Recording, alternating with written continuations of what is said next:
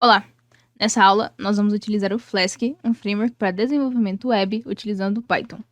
Para a gente criar a nossa primeira aplicação utilizando o Flask, a gente vai criar um folder, uma pasta, por exemplo, site Flask. Nessa pasta, eu vou abrir meu terminal.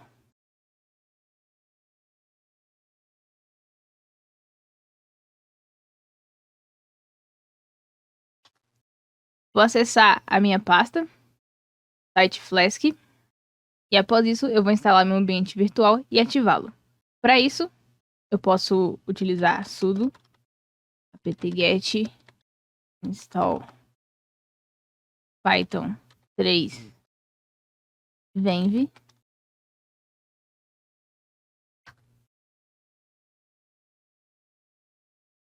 E após isso, Python 3 m venv env.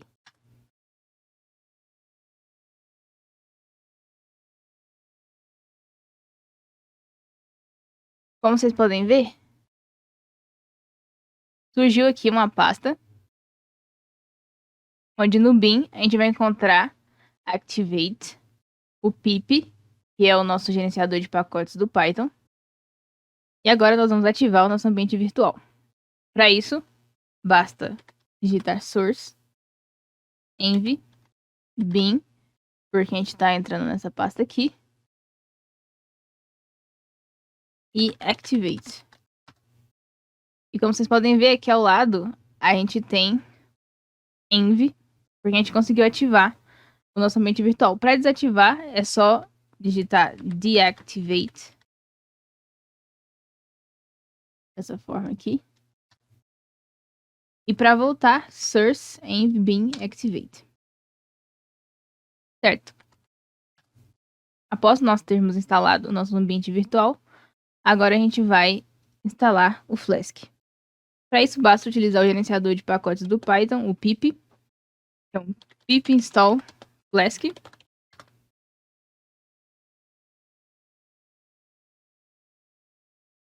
Flask instalado. Agora a gente pode finalmente criar os nossos arquivos. Vai ser o nosso arquivo para a gente começar a desenvolver aplicações web. Então, para isso, eu vou criar um arquivo aqui. Vai se chamar, por exemplo, meu site.py.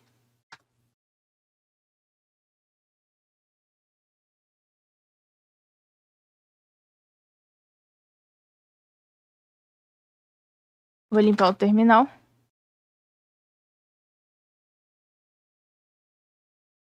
Agora, nós podemos utilizar esse nosso arquivo Python para criar nossa primeira aplicação. Para isso, a gente vai utilizar os padrões básicos para criar uma aplicação com Flask, que é muito conhecido como o Olá Mundo do Flask. Para isso, eu vou importar o Flask. Então, pronto. Flask, import Flask. E após isso, app igual Flask, underline, underline, name, underline, underline, ou seja, 2 underlines antes e depois do name, arroba app.root. Eu vou colocar dentro de um string essa barra, abrir uma função que eu vou chamar de Olá Mundo. Após isso, abrir e fechar parênteses, os 2 pontos da condição da função, retornar uma mensagem aí de Olá Mundo. Esse aqui é o básico para se criar uma aplicação Flask, um Olá Mundo do Flask. Agora nós vamos rodar o nosso servidor. Para isso, eu primeiro vou exportar a nossa aplicação Flask. Flask underline app igual nome do nosso arquivo, meu site.py. Fiz isso. Agora é só fazer Flask run. E agora, como vocês podem ver aqui, vou aumentar o terminal. Aqui ele nos dá um aviso de que isso é um servidor de desenvolvimento, não utilizar em ambiente de produção. Certo? E aqui ele nos fala que o debug mode está desligado, ou seja, o debug da nossa aplicação, do Flask, está desligado. E que nosso servidor está rodando nesse IP, utilizando a porta 5000. E se nós apertarmos Ctrl C, a gente vai fechar a nossa aplicação no nosso servidor utilizando esse IP e essa porta. Então, utilizando aqui Ctrl mais botão esquerdo do mouse, a gente vai abrir a nossa aplicação. Como vocês podem ver, uma aba de um navegador web foi aberta com a nossa mensagem de Olá Mundo. Esse é o Hello World do Flask. Ok, se a gente voltar para o nosso editor de código, a ideia, a gente vai receber aqui as modificações. E vejam, se eu colocar Olá Mundo mais uma vez e salvar, não acontece nenhuma alteração aqui. Se eu voltar para o meu site, simplesmente não apareceu mais uma vez. Se eu recarregar também não aparece, muito menos com Ctrl R. E isso é devido ao nosso modo de debug estar desligado. Para que todas as nossas modificações sejam feitas e a gente possa atualizar, a gente teria que desligar, apertando aqui, ó, Ctrl C. A gente saiu e a gente teria que ligar de novo, então. Flask Run. Agora, Olá Mundo mais uma vez, certo? Para não ter que fazer isso, a gente vai sair e vai ligar o modo de debug. E para isso, ao invés da gente fazer o export Flask App, a gente vai fazer export Flask underline env igual development. Feito isso, é só Flask Run mais uma vez. E agora olha só, debugger is activate. Ele nos dá um pin. Tá rodando com esse IP, a mesma porta. Olá Mundo mais uma vez. Eu vou fechar essas outras aplicações aqui. Vou voltar para Olá Mundo, salvar. Vejam agora que ele detectou mudanças. Ele recarregou. Ele fez o restart. E agora se eu voltar para o meu site e recarregar, a gente tem a alteração feita sem ter que desligar o nosso server. Agora voltando para o nosso editor. Então, a função do root é linkar uma URL em uma função. Então, aqui utilizando barra, a gente basicamente está linkando o index, né, a página principal da nossa aplicação web, em uma função. Essa função se chama Olá Mundo, na qual a gente imprime, retorna uma mensagem Olá Mundo. Então, voltando para o nosso navegador, a gente tem Olá Mundo aqui na nossa tela. Se a gente adicionar, por exemplo, página 1 aqui, salvar, então o navegador vai nos retornar que nós não conseguimos encontrar essa URL no nosso servidor. Porém, se eu digitar barra página 1, eu já encontro mais uma vez o Olá Mundo, que nem nós colocamos aqui. Ou seja, a gente está linkando essa URL, essa página 1, essa função Olá Mundo, que vai retornar a mensagem Olá Mundo. Da mesma forma, eu poderia criar uma outra aplicação, utilizando o root para fazer o link, por exemplo, a página sobre.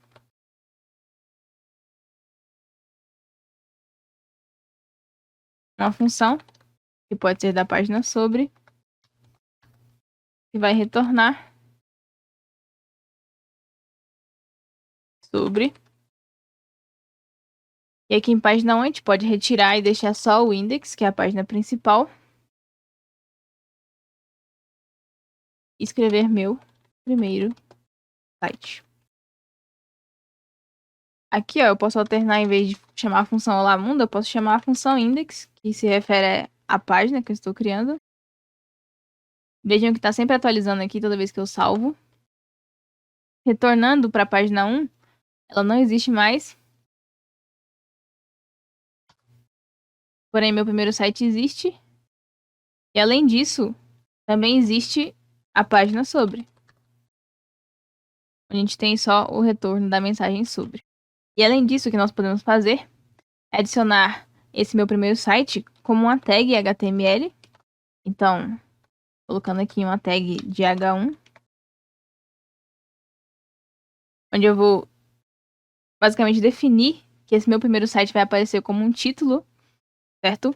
Então, eu vou recarregar a página sobre, vou inspecionar o meu código, então ver o código-fonte da página. Como vocês podem ver, eu simplesmente só tenho a palavra sobre aqui. Se eu apertar F12, eu vou ter um HTML, o head. Então, mesmo o sobre não estando como um parágrafo, se a gente adicionasse um parágrafo aqui, né, a tag P,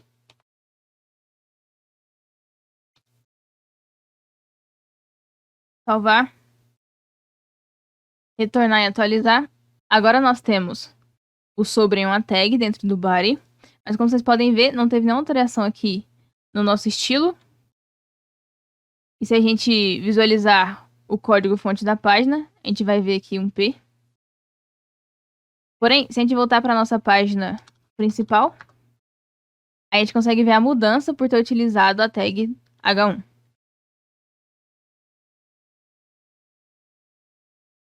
Certo? Porém, a gente não quer criar toda a nossa aplicação web, que pode crescer e se expandir, em um único arquivo, .py, e muito menos misturar muito o nosso código HTML com o nosso código Python. E após isso eu vou criar uma pasta dentro do site Flask. Essa pasta vai se chamar templates, porque como eu disse, o Flask utiliza os templates. E aqui a gente vai criar um novo arquivo, que vai se chamar o nosso index.html, ou seja, a nossa página HTML. Utilizando agora o Emmet, que está disponível para o VS Code e também para o Sublime e outras ideias e editores de código, ele já vai nos fornecer o corpo da estrutura de HTML. E aqui, por exemplo, eu irei adicionar um H1, meu primeiro site. E agora, ao invés de utilizar esse return, eu vou utilizar o render template. E agora, no return, eu vou utilizar render template index.html. Alterações feitas, eu volto para o meu navegador. Ao recarregar a página, eu tenho index.html já carregado aqui. Então, a gente tem H1, meu primeiro site. Para a gente ver essa diferença de uma forma mais óbvia, eu vou adicionar logo abaixo um P.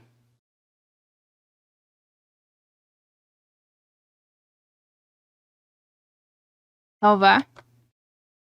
Recarregar a página e bem-vindo ao meu primeiro site. Então, toda essa página tá vindo do meu arquivo .html, o meu index.html, e não mais do arquivo meu site.py, certo? Mesma coisa com a página sobre, eu posso fazer da mesma forma, criar inclusive uma página sobre, e nessa página renderizar esse template. Além disso, o que a gente pode fazer, em vez de a gente ter que colocar várias outras páginas aqui, como vocês podem ver que é muito comum na web, alguém pode simplesmente digitar qualquer outra página. E aí a gente vai receber do nosso navegador a mensagem de que a URL não foi encontrada no servidor. O que a gente pode fazer é simplesmente pegar todos os nomes que tentarem utilizar dentro da raiz do nosso site, da nossa aplicação. Por exemplo, vou criar aqui uma variável chamada nome. Eu defini ela como uma string. E após isso, nessa página sobre aqui, que a gente está com a função chamada sobre, eu vou definir só como erro. Erro 404 ou só erro. Vou passar a variável para dentro da minha função. Agora, eu vou trocar esse parágrafo sobre. Utilizar o F do ponto format. digitar a página, as chaves, colocar aqui a minha variável nome. Então vai aparecer página, o nome da página que a pessoa tentou acessar, não existe, não encontrada, ou a mensagem do erro 404. Ao retornar para o meu navegador e recarregar a minha página, eu vou ter como página, qualquer outra página não existe.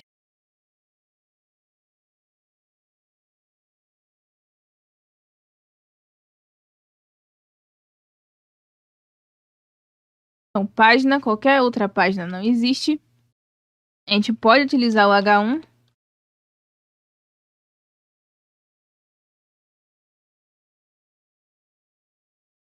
Salvar, retornar para o navegador, recarregar. Então, página, qualquer outra página não existe. Da mesma forma, a gente poderia simplesmente colocar aqui, por exemplo, olá. E como a gente está utilizando uma variável, ele vai pegar qualquer nome que a gente colocar na nossa URL e vai nos voltar dentro desse return que a gente utilizou como um H1. Então, olá, Ana. Bom, agora eu vou criar essa página chamada error.html.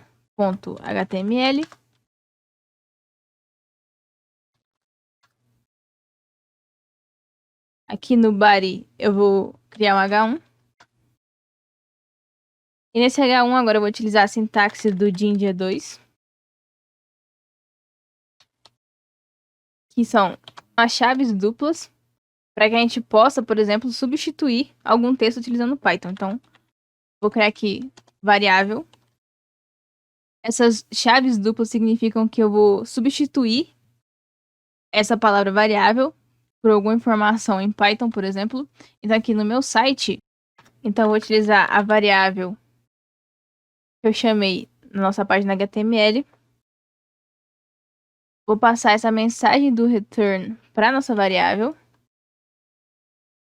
E agora eu vou fazer o render template ser utilizado na nossa página error.html. Se eu salvar isso, voltar para nosso navegador e recarregar a página, como vocês podem ver, após ter salvado e recarregado a página, a gente simplesmente não tem nenhuma resposta, só que a gente já está carregando um H1, mas que não tem nenhuma variável substituindo aquela variável do nosso HTML aqui, error, que está simplesmente vazio. Para isso, a gente deve adicionar a vírgula, variável. Essa primeira variável que eu estou escrevendo aqui se refere à variável do arquivo.html. Vou igualar a variável agora do nosso arquivo.py. Então, poderia colocar, por exemplo, aqui variável 2 em error, variável 2, certo? Salvado. Recarregar a página. E agora eu tenho que página Ana não existe, certo? Eu devo retirar esse H1 aqui.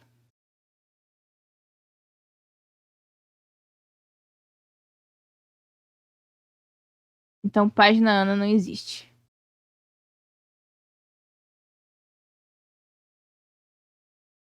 Porém, por padrão, é utilizado no Flask o mesmo nome para essa variável e a variável do arquivo.html. Então, se eu colocar na minha página raiz, meu primeiro site, bem-vindo ao meu primeiro site. Se eu for para a página sobre, ela não existe agora, então página sobre não existe. Agora eu vou transformar esse meu primeiro site em um joguinho, então vou aqui no index. Tem meu primeiro site aqui, eu vou trocar isso pelas chaves duplas. Adicionar também aqui uma variável. E ao invés de utilizar P, agora eu vou criar um jogo onde a pessoa vai acessar o meu site e ela tem que digitar um número. E se esse número estiver correto com a variável que ela tem que adivinhar, que será do computador, né, do navegador, do servidor, então essa pessoa ganha o jogo. E se ela errar, ela perdeu. Bem simples essa aplicação. Eu vou criar um formulário.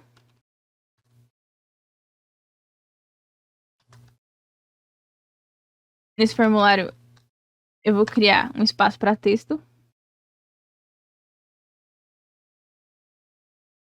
Então, for.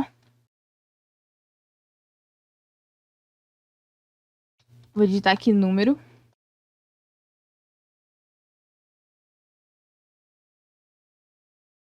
Utilizar o BR para efetuar uma quebra. O input.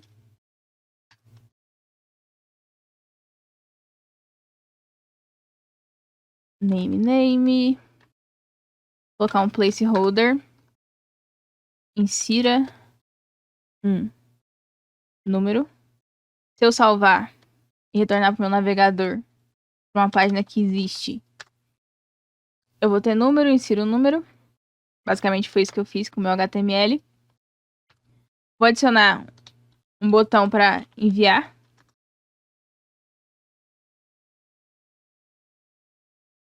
Vou digitar aqui só enviar. Retornar, recarregar a página. Eu tenho aqui o enviar do lado. E após isso, eu vou colocar aqui no meu form um action, porque eu quero que ele execute uma ação. Salvei e vou retornar para o meu site. Certo. Após isso, eu vou importar o request, porque agora a gente vai utilizar o post e o get.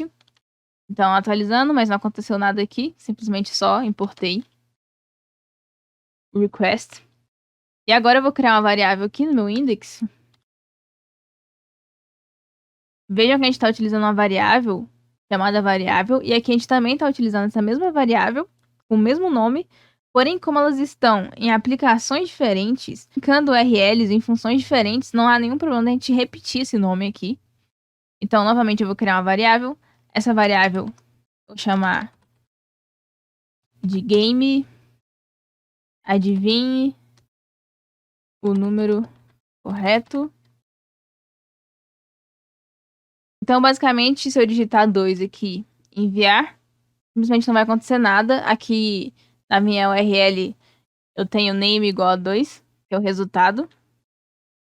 E basicamente, o meu objetivo aqui é que a pessoa insira um número e ao enviar para o servidor, ele retorne se a pessoa conseguiu acertar o número que ela tem que adivinhar ou se ela não conseguiu. Se acertou, ela ganhou. Se ela errou, ela perdeu. Então, após isso, vou criar uma variável chamada número.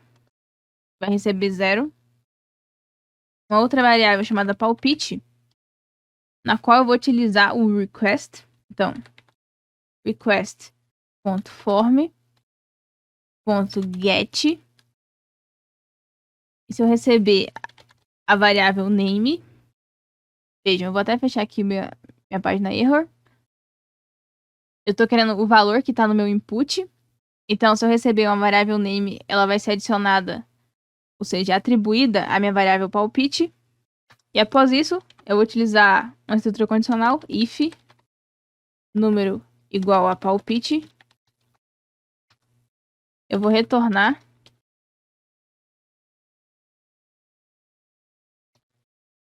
H1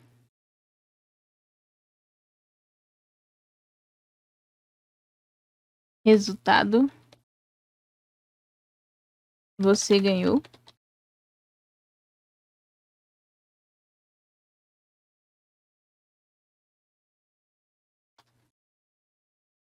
Vou adicionar um else, porque se o número não for igual ao palpite e eu só tenho duas condições aqui, ou ele é igual ou ele é diferente. Se for igual, ganhou. Se for diferente, perdeu. O que faz com que eu possa utilizar o else e não um elif. Return. Resultado, ao invés de você ganhou, a gente vai colocar você perdeu. Certo? Então a lógica aqui do nosso joguinho é bem simples. Eu criei uma variável número, uma variável palpite, que a gente está utilizando a função request para poder pegar o valor que a pessoa utilizou no input, vai enviar para o servidor e atribuir isso na nossa variável palpite. E após isso, a gente vai simplesmente comparar se a variável número e palpite são as mesmas. Se forem, a pessoa ganha. Se Se não forem, a pessoa perde. Para que isso funcione, eu vou fazer um casting aqui em palpite, para que eu tenha certeza que o valor retornado seja reservado como uma variável inteira. E após isso, eu vou retornar aqui render template index.html. Eu também vou adicionar a variável igual variável. Vire aqui no meu index. A gente já tinha adicionado a variável aqui. Então, se eu recarregar minha página, eu tenho o título, game, adivinha o número correto, número, insira o número e enviar. Mais uma vez, não está retornando nada. Vou retornar para o meu site. E agora a gente vai adicionar esses métodos. Então, aqui no meu root, que está linkando o barra, ou seja, a página raiz, para minha função index, eu vou adicionar uma vírgula. Escrever methods igual.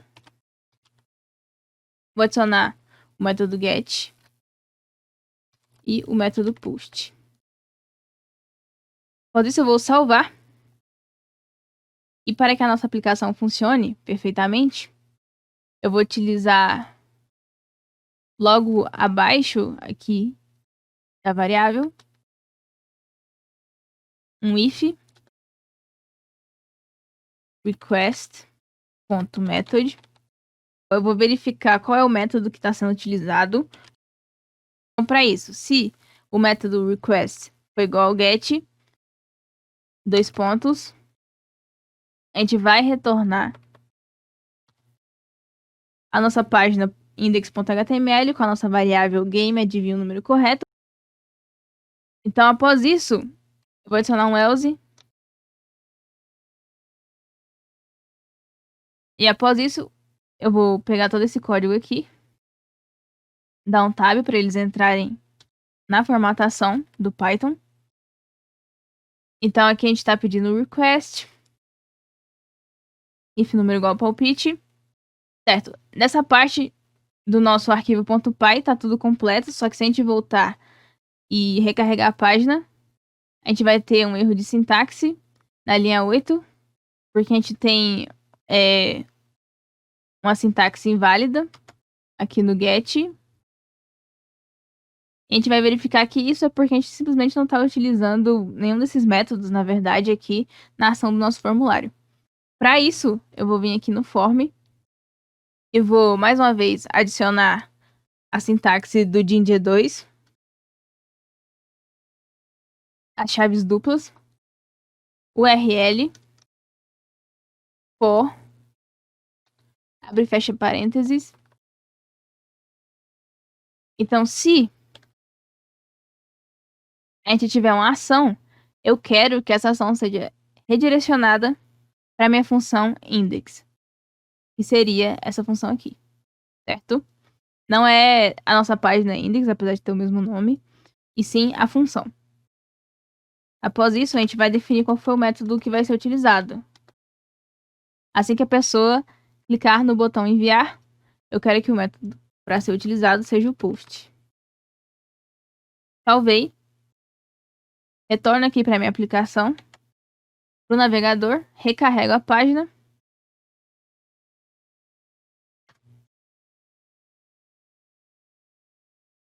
Certo? Assim que o usuário inserir a URL da nossa página, do nosso site, a gente vai cair aqui no nosso index.html, game, adivinha o número correto.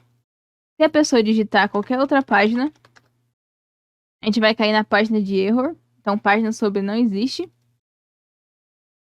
Retornando para o nosso jogo, se a pessoa inserir, por exemplo, o número 2, enviar, o nosso resultado é que você perdeu. Por quê? Porque a gente sabe que aqui na nossa aplicação, eu defini como número o valor 0. Eu posso colocar, por exemplo, o valor 6, ou inclusive importar o módulo random from random import rand int. E aqui em número a gente pode colocar um range int, que vai, por exemplo, de 1 a 20. E aí o jogo se torna um pouco mais difícil. Enfim. Se a gente recarregar a página, adivinha o número. Se eu colocar o número 5, eu acertei. De primeira, o resultado eu ganhei. Então, se eu colocar agora o número 7 e enviar, eu perdi. O número 20, enviar, eu perdi. O 21, claramente eu vou perder, porque a minha função ali, eu defini pra ela ir só de 1 a 20. Toda vez que eu clicar em enviar, utilizando qualquer número aqui, por causa da função random, ele vai estar gerando um número novo. Então, daquela vez eu acertei de primeira. Porém, vejam, se eu ficar repetindo, eu continuo perdendo.